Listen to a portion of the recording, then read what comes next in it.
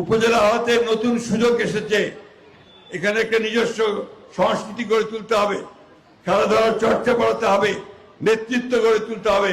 তাহলেই শুধুমাত্র রুইয়া উপজেলার সামনের দিকে এগিয়ে যাবে। একটা সময় ছিল যখন রুইয়া নেতৃত্ব দিত। আমরা আশা করি যে ঠাকুরগাঁ জেলায় রুইয়া আবার সেই নেতৃত্বের স্থানে ফিরে যাবে।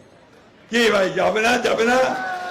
রুইয়ার মানুষের সেই আস্থা আছে তো? নাকি নেতৃত্ব দিবেন তো? আমি সেই আশা করি।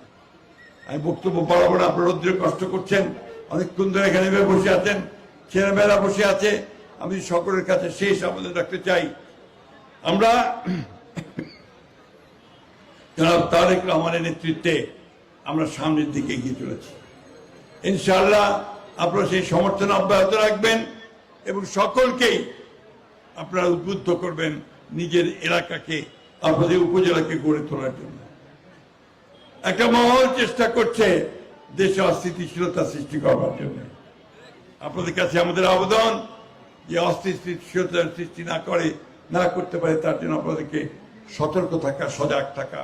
কারণ এই সময়ে যখন আমরা নতুন করে দেশ গঠন করবার কাজ শুরু করেছি তারেক রহমানের নেতৃত্বে, তখন যেন আমরা আবার এই বিভ্রান্ত না হয়ে যাই। নারী সমাজের প্রতি আমার আবেদন আছে। রুইয়া নারী সমাজ অনেক সংগঠিত, তাদেরকে আরো সংগঠিত হতে হবে এবং তাদেরও সংগঠিত হয়ে তাদের ক্ষমতায়নকে নিশ্চিত করতে হবে। সব শেষে আবার রুইয়াবাসীর প্রতি আমি আমার আন্তরিক শ্রদ্ধা, ভালোবাসা, কৃতজ্ঞতা জানাচ্ছি এবং